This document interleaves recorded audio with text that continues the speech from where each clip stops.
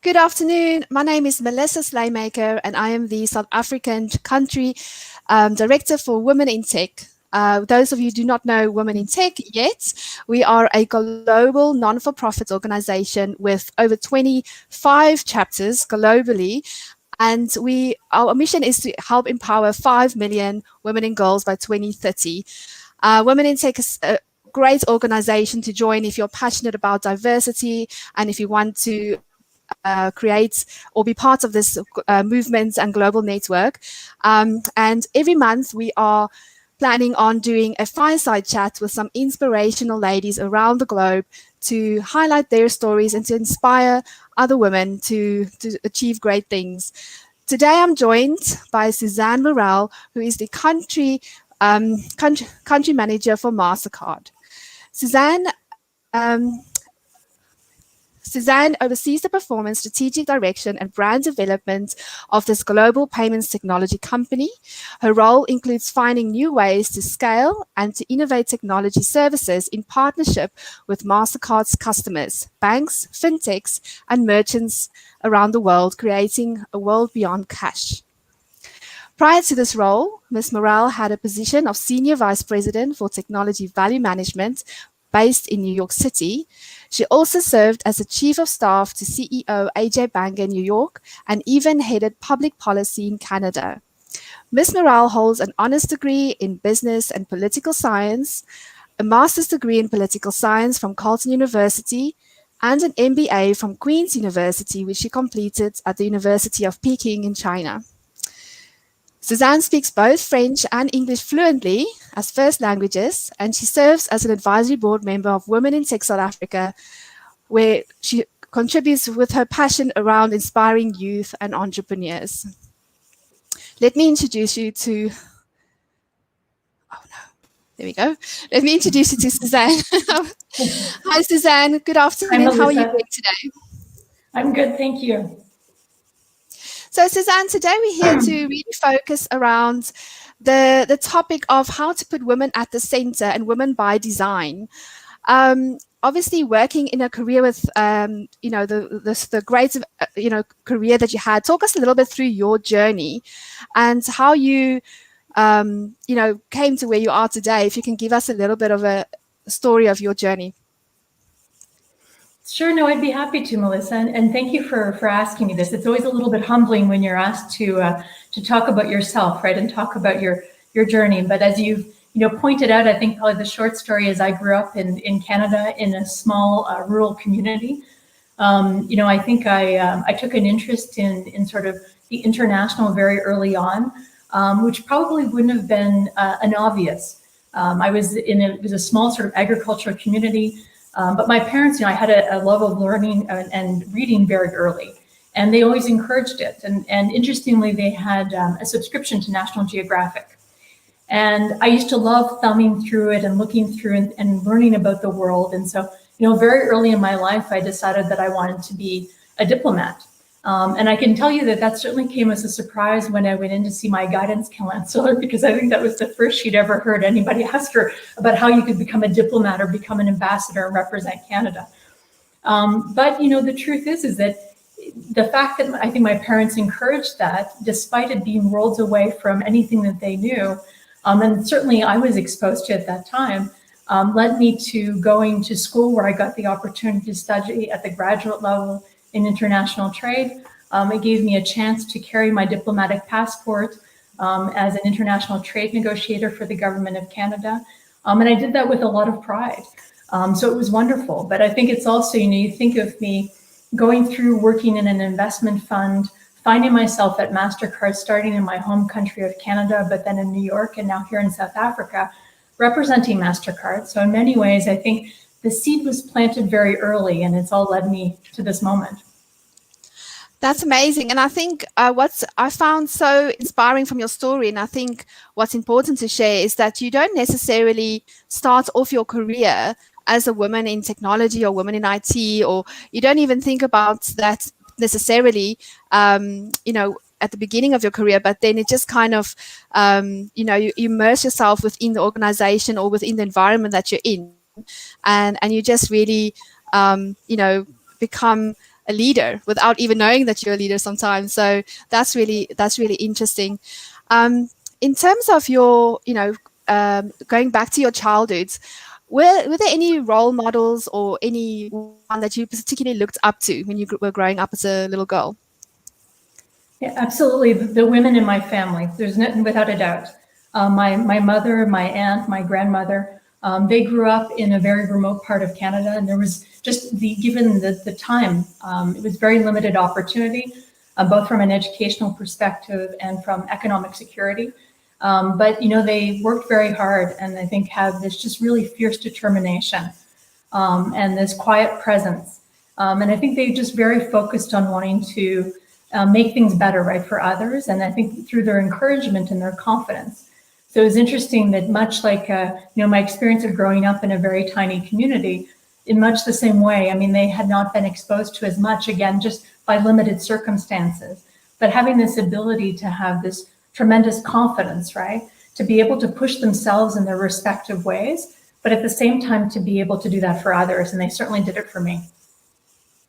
And looking back as well, were there any specific challenges that you now can think back on, and tell us a bit how you overcame those challenges? Oh, I think we all have challenges. That there's no doubt. I don't think you're pressing hard enough if you don't. But yes, I've certainly had many challenges. And I think it's, first, it's sometimes it can be, if I look at it from a professional perspective, because I think that's probably, what we're speaking to today. It's sometimes it's just getting even a chance to play, right? A chance to be in the room.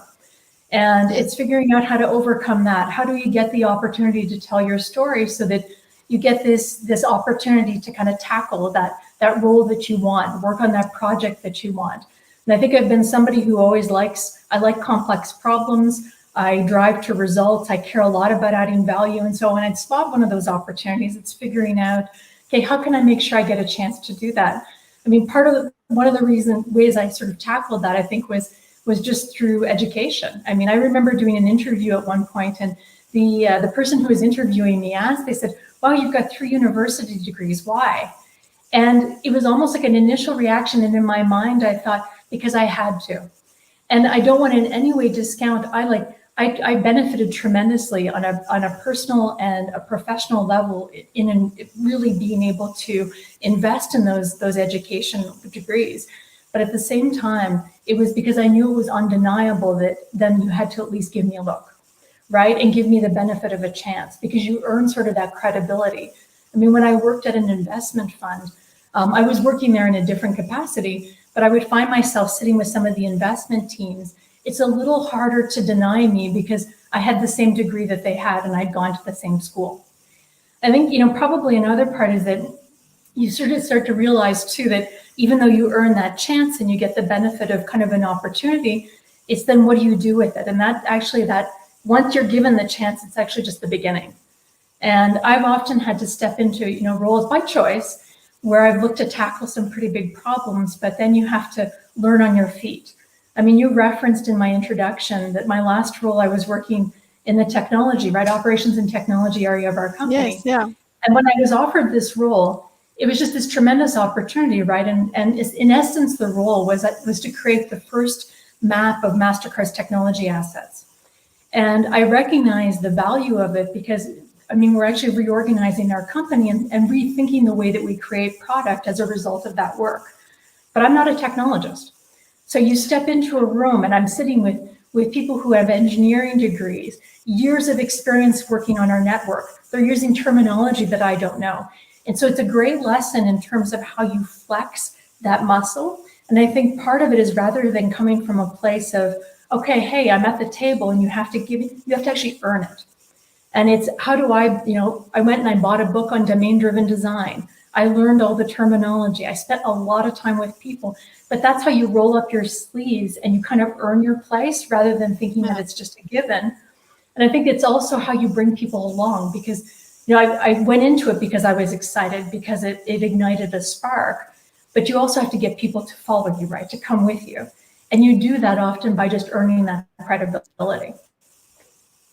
And I also liked what you said about, before that big tech role, you weren't really very tech savvy, potentially, at that level, but you went out and you got the literature and you immersed yourself within technology. And I think with things evolving so quickly within technology, even if you are a tech expert, you always have to keep learning and upskilling. So you have that constant journey of learning. So I think that never stops. And I think for when we speak to some of the university students and even high school students that we reach out to, it's that message of you never, it's not the story of, oh, I'm going to graduate and get my first internship and then that's, I've got my job and that's it. It's an ongoing journey, right, of learning and developing. Just in terms, I know you have worked obviously internationally. How do you the South African sort of technology and the ecosystem compare, and where do you think we sit with regards to the just the level that we're at? Do you have any, like, how do we compare? I'm just interested. No, I think you've got the benefit of a market that's incredibly vibrant. I mean, there's a reason that even for us as a company that it's a strategic market, but it's because the entire company plays out in this space. So I think about it, from even the space that we're in, it's no longer just reserved to the banks, right? You're looking at fintechs and retailers and telcos. So it's incredibly vibrant. I think there's just a lot of energy around it. And I think that's fantastic because it offers all kinds of opportunities for people. So no, I think it's a fantastic market. Maybe it's a little bit of an unknown at times too. So that's maybe, it's an advantage. Just coming back to the topic today of women by design, why do you think it is important when you're developing a division or you're creating a new product to keep the center of, keeping women at the center? Talk us through a bit about your view on that. Well, I think first, just thinking about what it means when we say women at the center. And to me, I mean, it probably has a much bigger meaning behind it. So I think, I look at it and I think of the world that we're in, right? It is really a product of centuries of marginalization. And I can't help but feel that unless we're really deliberate in our actions, we're not going to change that, right? The fact that we still are dealing with the fact that women are often dealt with unequally, or they're completely marginalized. So I kind of look at it and I think about how I personally feel, which is sometimes you can't help but say it's a little bit frustrating. You feel a bit of anger, a bit of sadness that we're even still having this debate. But feelings on their own are not enough. I think you have to kind of really try to pair that with some form of action. And when I think about putting women at the center, I kind of think it's more about than just a pledge and a recognition that it's the right thing to do. I think it has to really translate into very real action. And so there's one part of it, which is how do you do it in really acknowledging and saying, okay, it's not only like the right thing to do, it's actually the smart thing to do. So I think there's that one side that I'm speaking to, which is that we're now kind of going through this time, which is we've gone through a pandemic. It's like the world has cracked open and there's going to be really deep structural change. I think it offers us a tremendous opportunity to say, let's put women at the center. Let's make sure that every time that we're having a discussion, that women are represented at each level of the organization, that women are creating the product, or women are part of that. But then it's not just about women having a seat, it's about making sure that women have a voice.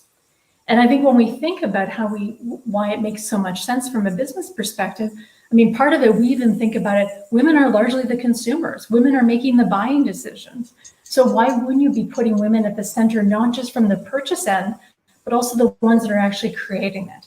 And I just think you end up with a much better output as a result of having really vibrant debate.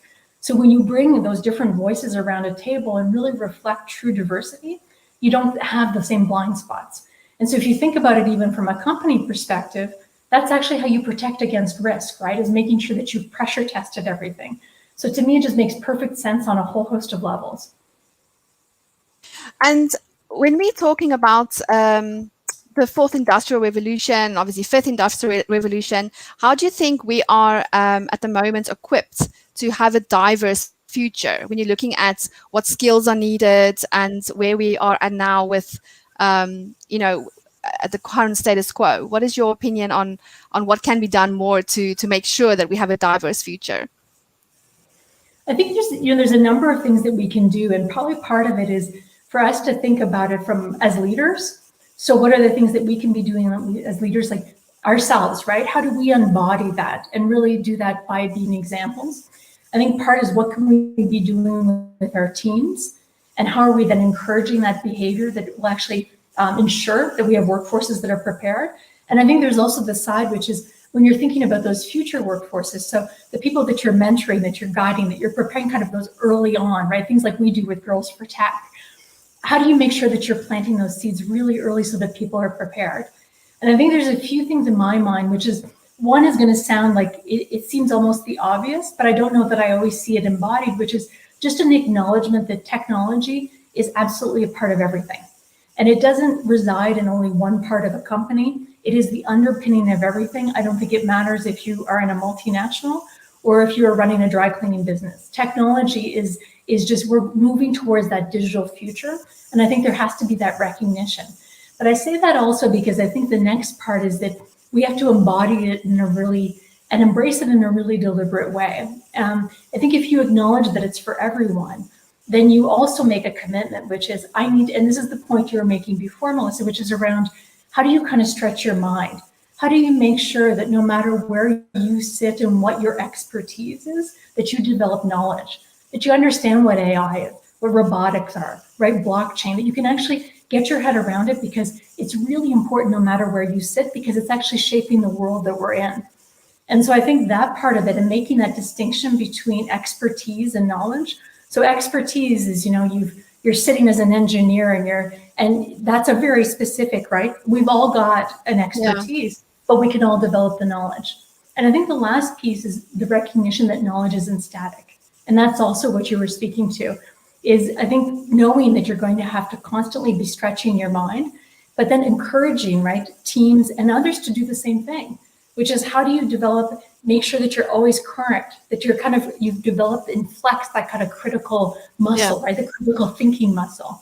But I think those things really matter when we start to think about kind of that future state and making sure that we're preparing people for it. And I think it's part of, like I say, how do we do it? But how do we also encourage our teams? I mean, we do things even in our company where we dedicate, anybody who works in operations and technology gets 100 hours a year, right, to be able to dedicate towards development. But I would argue that regardless of whether or not you're given the time, you should actually invest in yourself, and you should be encouraging others to do the same.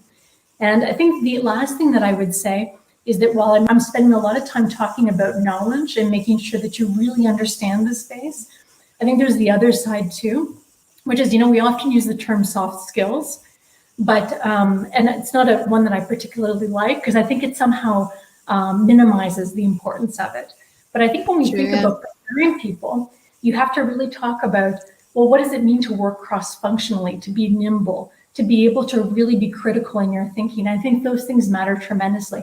And I can certainly say that when I interview, as much as the resume got somebody in the door and we're having the benefit of that time together, I lean very heavily to those skills, because I can teach the other, right? I can develop someone on a lot of the other, but I can't make you the person that you are.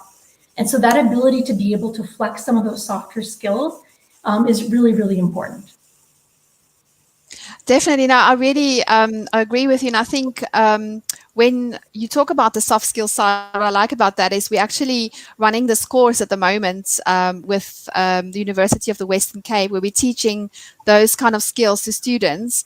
And it's so important, because you can learn technology, you can learn and pick up the, self, like we've been speaking about, upskilling. But it comes down to right at the beginning of our conversation around confidence.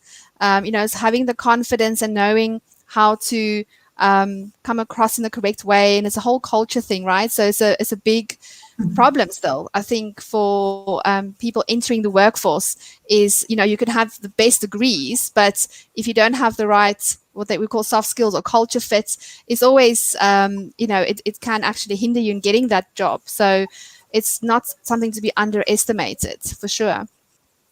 No, I absolutely agree. And I think if anything you can learn too is that, to your point about the confidence, if anything I can point to from experience, is you say yes. If you get an opportunity and something, it sparks like that moment, right, where you think this is interesting to me, you do it and you figure it out. And I've got plenty of those examples. So I think you can learn on your feet. So I think it's anybody who is, when you get the opportunity to, my view is just put your hand up and take it.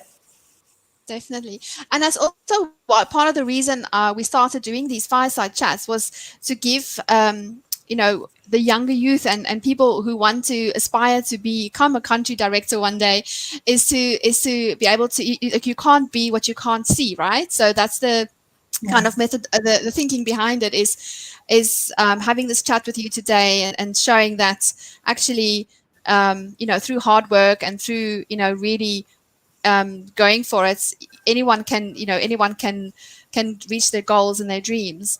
So I think that's we're hoping that if we can just inspire one or two people through this fireside chat, that we will, that will be, job done. So one thing I wanted to just also talk to you a bit more about is everyone, the last 3-4 years, there's been a lot about information around, the gender gap and why women in technology even exists. And a lot of it has always been around events and talking about a problem that exists. But now there's been a real big shift around doing something about, gender diversity and inspiring the youth, taking action and having impact. And what have you seen in terms of, I know you mentioned Girls for Tech, but what have you seen in terms of the actual, doing bit rather than the talking about bit? Have you seen any increases on your side? And talk us through that a bit more. I think absolutely. And I think it is true. I think to your earlier point, first, it's really important to set up examples. You can't be what you don't see, right? If you're looking at something and you can't see yourself exemplified, it's really difficult to imagine that you could possibly do it. And I can remember, I started my career, my first 5 years were working in politics, but I can remember in my teens going and watching the debates on Parliament Hill in Ottawa and seeing a sea of dark suits. And there were less than a handful of women, but they used to wear these really vibrant colors. I think it was part of it was to really stand out. But I still remember the impact that had because I could see myself in that. And I think it's incredibly important. I think it's the same when you start to talk about the things that you can then do. It's how do you go and plant those seeds really early, so you spark an idea of what the possibility is, and you potentially then develop a lifelong curiosity. You mentioned the Girls for Tech.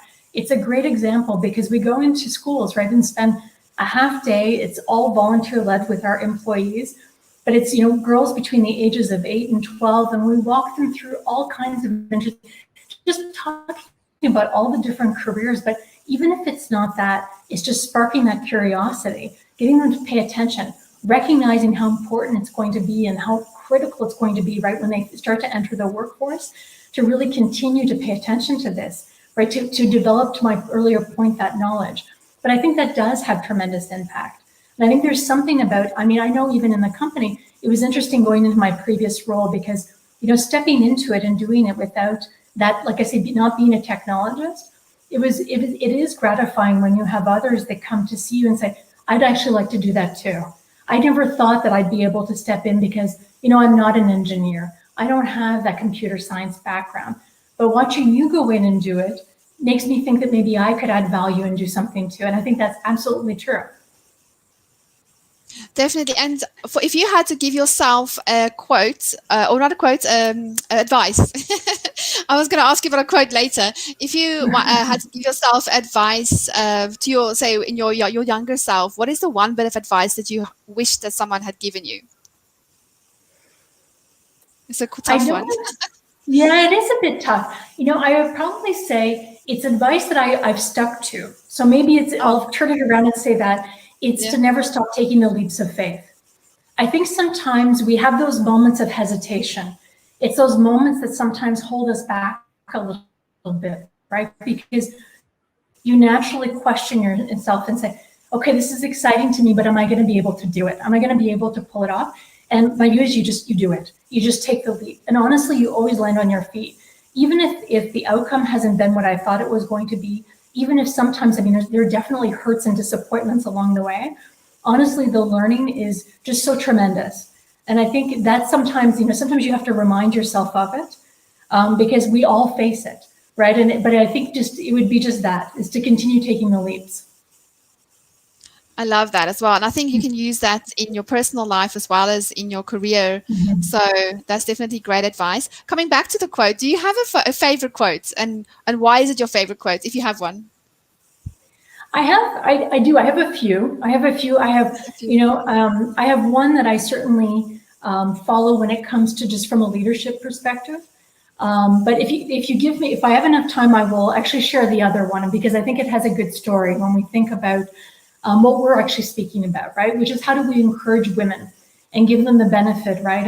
And I think that's just such a critical piece. And, everybody will quote Madeleine Albright, right? And her famous quote about, there's a special place in hell for women who don't support other women. Yes. But the reason I share that one is because, as you know, Madeleine Albright was the Secretary of State. I used to watch her when I was a trade negotiator, and I thought there's nothing better, right, than the fact that this woman is traveling the world, that she's really a first. I mean, how fantastic is that? When I went into the investment fund, and she had since, she had left, I mean, this was after her time as Secretary of State, I had a chance to sit in a room where we were about 50 people, and she came to speak to us.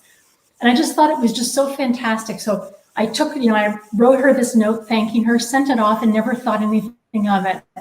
But she wrote me the most beautiful note back. And I can't tell you the impact that had.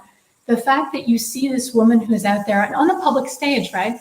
But to point to that example, who is really living and breathing exactly what she said. I mean, this was unknown probably to anybody else. She took the time to write a note to somebody who had been a trade negotiator, who had admired her. And I share that one because I think that's really a big piece of it, right? Is to, when you look at these quotes, just to say, okay, they should inspire, but they should also inspire you to very real action. Definitely. No, I think I love those. I always ask people for their quotes, because I think if you even take one bit of, one nugget or one bit of information from this talk, what is the bit that you hope to leave with someone? And I think, there's always so much to learn from all of these conversations, but I think it's perceived by people differently, so they'll take different bits from the conversation and apply it in their lives, hopefully. So in terms of next steps for you, and what are you looking forward to 2021? Is there anything that you want to share, or anything that you are hopeful for us for the future in South Africa? Well, I'm looking forward to, I mean, it's an interesting experience, right? To talk about leaps of faith. I mean, I moved here just weeks before the pandemic hit. So I found myself in a new part of the world in a full lockdown environment, learning to manage a team, to meet customers largely virtually, because I hadn't met them prior to going into lockdown. So it's going to be an interesting experience, right? As we start to come out the other end of this and getting the benefit of exploring more people, meeting people face to face. But part of, I think, what I am looking forward to is certainly spending a lot of time with the team. I take leadership really seriously, and I think it's a tremendous responsibility. It's a wonderful responsibility. You have an opportunity to impact people's every day, right? And you play a part in that career journey, right? And so you think about just even if you can do one thing that in turn can then help guide somebody, and you can be a part of kind of one of those chapters in their career, I think is really tremendous. And so I am looking forward to, while I've come to know everybody in a very unique way because we're getting to do it virtually, some ways I think it kind of sheds a lot too, because you're sitting in your living rooms, dining rooms, you're seeing kids and pets and everything else. But I am very much looking forward to that. And then I think this next piece too is to my earlier point around this time, what opportunities is it going to offer us in terms of really, if we want to put women at the center, what does that look like in a really very real way? And that's something that I've been really spending a lot of time thinking about in my role here in South Africa. What can we be doing that gets to very real action? Whether it's things like I've mentioned, the Girls for Tech, whether it's junior achievement, whether it's our work together, Melissa, with some of our colleagues, right? Along with the Women in Tech, and really thinking about what can we do to have impact? Excellent. Now, I really look forward to working with you as well on the advisory board, and we've got some great projects that we can work together on. I think we're almost done for time, so I just want to read out one of the comments from Elizabeth Slater. I think you've inspired one person. She says, "Such an insightful conversation. Key points are care about adding value, earn credibility and access opportunity, and the chance to just the chance is just the beginning." Ignite a spark and have a voice. Constant journey of learning, not just the right thing, but the smart thing to do too. Acknowledge technology is underpinning of everything. It's our digital future. Knowledge isn't static. The world's beyond is vibrant and exciting. So thank you for that comment, Elizabeth Slater. I appreciate that. That's it for today. Thank you very much for joining me on this fireside chat. Suzanne, appreciate it. And like I said, I'm looking forward to what's to come. No, it's wonderful. Thank you for asking me, Melissa. I was happy to. Thank you so much, and I'll speak to you soon. Bye-bye. Okay, thank you.